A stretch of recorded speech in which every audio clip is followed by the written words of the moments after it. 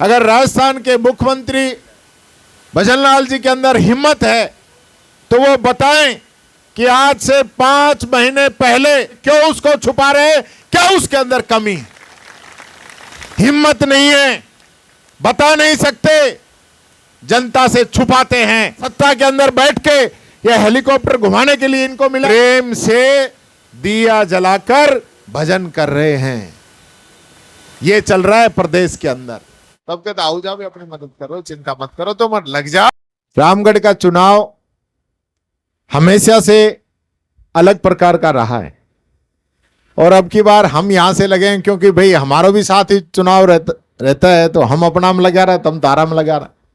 पर अब की बार आए हैं तो लगा है कि बहुत साइलेंट तरीके से यहाँ लोग चुनाव लड़ते हैं और बहुत मजबूती से चुनाव लड़ते हैं। चुनाव की जरूरत नहीं थी, लेकिन ऊपर वाले को कुछ और ही मंजूर था। क्या जुबेर जी हमारे बीच में नहीं है? ये चुनाव जुबेर जी को एक सच्ची श्रद्धांजलि है। सही मायने में उनके जो काम है, उनकी जो राजनीति है, उनकी जो सेवा है, इस चुनाव के बाद में हर आदमी ये कहेगा कि ये हमने जुबेर जी को श्रद्धांजलि दी। ये चुनाव आर्यन जुबेर का नहीं है, ये जुबेर खान जी का चुनाव। उन्होंने जो काम किए हैं, आज उनकी शाबाशी, उनका धन्यवाद करने का समय। और इसके लिए हम सब लोग जो मंच पे बैठे हैं, हम तो आपकी मदद में हैं ही हैं, लेकिन आप सब लोगों को बहुत बड़ी जिम्मेदारी, मेहनत आपको करनी, आपको जी जान लगानी है। चुनाव का जो नक्शा जो बदलेगा वो आप सब लोग बदलें। बीजेपी के लोग बहुत इस प्रकार की अफवाहें फैलाएंगे, कहीं गौ माता का नाम लेंगे, कहीं एससी भाइयों का नाम लेंगे, कहीं हिंदू मुस्लिम की बात करेंगे और इनका एक ही उद्देश्य रहेगा, ये चुनाव हिंदू मुस्लिम के नाम पे लड़ा जाए। इसके अलावा इनके पास कोई दूसरा उपाय नहीं है। या चाहे इनके मुख्यमंत्री आए, चाहे मंत्री आए, आप तो काम पूछ लो क्या किए। मैं मेरे हर भाषण के अंदर पूछता हूं, मुख्यमंत्री को चैलेंज करता हूं और आज फिर पूछ रहा हूं, अगर राजस्थान के मुख्यमंत्री भजनलाल जी के अंदर हिम्मत है तो वो बताएं कि आज से 5 महीने पहले रामगढ़ में जिस पीकेसी ईआरसीपी का साफा बंधवा के गए थे, उसका एमओयू जारी क्यों नहीं कर रहे, क्यों उसको छुपा रहे, क्या उसके अंदर कमी है। हिम्मत नहीं है, बता नहीं सकते, जनता से छुपाते हैं। ये लोग आज सत्ता के अंदर जरूर बैठे हैं, लेकिन कोई इनसे पूछे क्या किसान को खाद नहीं मिल रहा, किसान को बिजली नहीं मिल रही, किसान को ट्रांसफार्मर नहीं मिल रहा, किसान को पानी नहीं, तो ये किस बात का राज चला रहे। बुजुर्गों को पेंशन नहीं, दिव्यांगों को पेंशन नहीं, विधवाओं को पेंशन नहीं, बेरोजगारी युवाओं को बेरोजगारी भत्ता नहीं, पढ़ने वाले बच्चों को स्कॉलरशिप नहीं, तो किस नाम का ये लोग राज चला रहे हैं। क्या सत्ता के अंदर बैठ के यह हेलीकॉप्टर घुमाने के लिए इनको मिला है या जनता की सेवा के लिए हेलीकॉप्टर मिला है, ये इनसे मैं पूछना चाहता हूं। रोजाना बात करते हैं पिछली सरकार का, हम रिव्यू करेंगे। आज 2-4 दिनों से चल रही है बात कि हम जिलों को तोड़ेंगे। मैंने कल ही कहा है आदरणीय भंवर साहब कि अब जिलों की जो घोषणा हुई राजस्थान की विधानसभा के अंदर हुई है और वो किसी एक व्यक्ति विशेष के लिए नहीं हुई है। जिलों की घोषणा हुई है तो इस राजस्थान के विकास करने के लिए हुई है।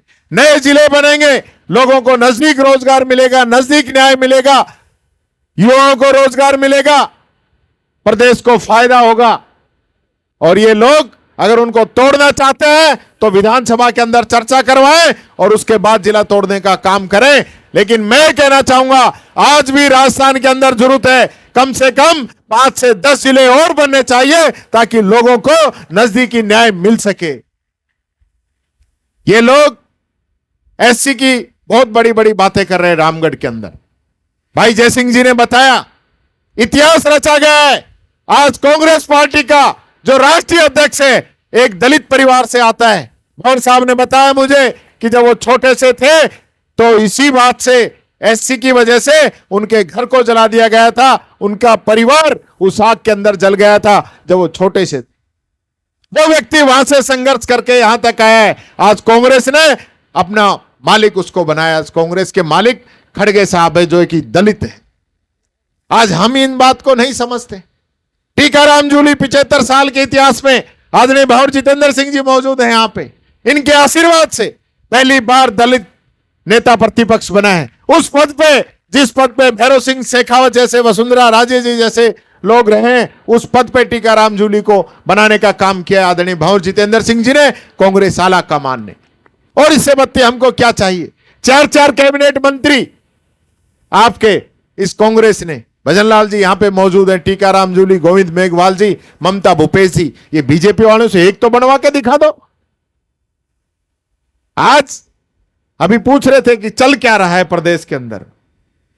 प्रेम से दिया जलाकर भजन कर रहे हैं, ये चल रहा है प्रदेश के अंदर। एमएलए कह रहे हैं कि हमारी जन सुनवाई कहां होगी, मंत्री कह रहे हैं हमारी जन सुनवाई कहां होगी। किरोड़ी मीणा जी ने तो इस्तीफा ही दे रखा है, अब तो उसके भाई को भी टिकट मिल गई, जब भी इस्तीफा वापस नहीं लिया है साहब। भाई हार को तो वापस भी ले सके। ये हालत इनकी हो रही।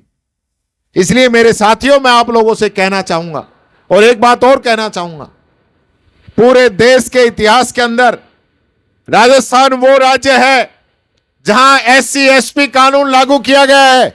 हमारी पिछली सरकार ने, ये सरकार उसको रोक रही है, उस कानून को भी, जिसके तहत एससी की जितनी आबादी है पूरे राजस्थान की, हर विभाग का उस आबादी के आधार पर पैसा खर्च किया जाएगा।